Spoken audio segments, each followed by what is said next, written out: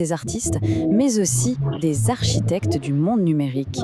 Aujourd'hui, on explore le parcours incroyable d'un jeune prodige qui compose des symphonies, oui, mais autant avec des notes de musique qu'avec des lignes de code. Ces mots, ce sont les siens. Ils viennent d'une de ses chansons et franchement, ils posent tout de suite le décor, une double identité fascinante. La question c'est comment un ado peut maîtriser à la fois le langage des émotions et celui, si logique, des algorithmes. C'est ce qu'on va voir ensemble.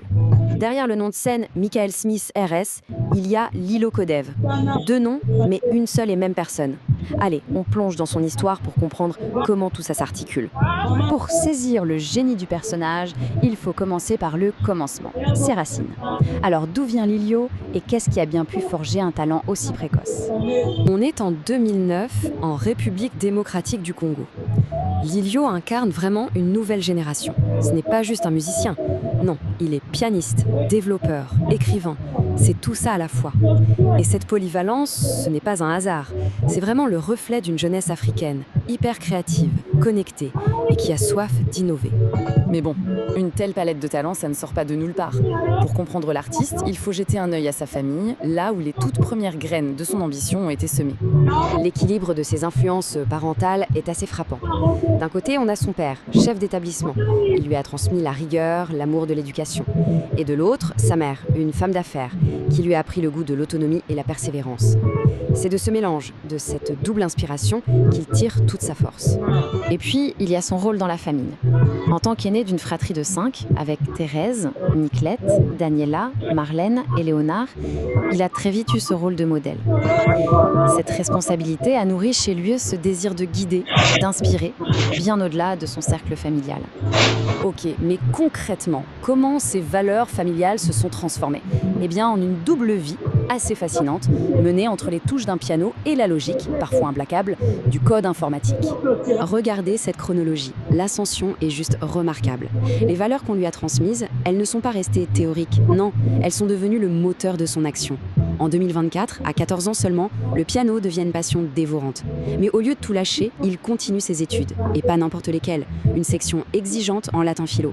C'est cette capacité à jongler avec l'excellence qui le définit. Sa première identité, c'est celle du musicien.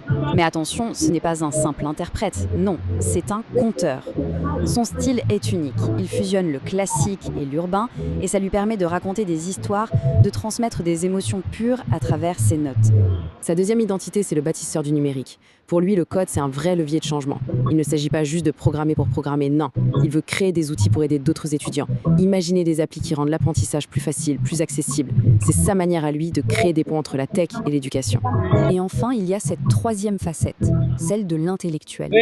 Ses écrits, ses études en latin philo, tout ça révèle une maturité et une profondeur de réflexion qui sont quand même assez rares pour son âge. Il ne se contente pas de créer, il pense le monde qui l'entoure. Mais derrière toutes ces compétences, il y a un message. Et pour le découvrir, il suffit d'écouter. C'est dans les paroles de ses chansons que sa véritable philosophie se dévoile. Alors, qu'est-ce qu'il raconte dans sa musique? Au-delà des mélodies, qu'est-ce que la voix de cet artiste a à nous dire? Le premier pilier de son message, c'est la résilience. Cette phrase, c'est plus qu'une parole, c'est un credo. Un refus total de la fatalité et l'affirmation que chacun est maître de son destin. C'est une idée hyper puissante pour la jeunesse. Et ça illustre parfaitement sa vision du succès. Pour lui, réussir, ce n'est pas un coup de chance. C'est le résultat d'un effort constant, un mélange de la discipline héritée de son père et de la passion qui l'anime au quotidien. Mais l'ambition ne se nourrit pas seule. Il y a aussi une facette plus intime, presque poétique.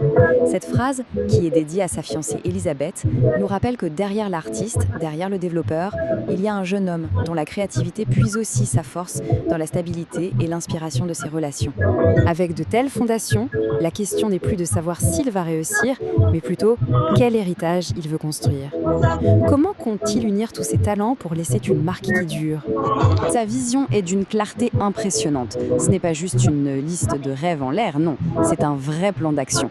Chaque talent, chaque passion devient la pierre d'un seul et même édifice. Un futur où la culture et la technologie sont au service de l'éducation. Cette citation, elle est tirée de sa biographie, Et elle résume tout parfaitement. Lilio Kodev, ce n'est pas juste un jeune talentueux parmi d'autres. Il est le symbole d'une génération qui n'attend plus, qui prend les outils qu'elle a pour construire son propre avenir. Finalement, l'histoire de Lilio Fodev nous laisse avec une question assez vertigineuse. Qu'est-ce qui arrive quand une nouvelle génération maîtrise à la fois le code et la mélodie? Quel futur peuvent-ils bien nous construire quand l'art et la science ne sont plus deux mondes séparés, mais les deux langages d'une seule et même ambition?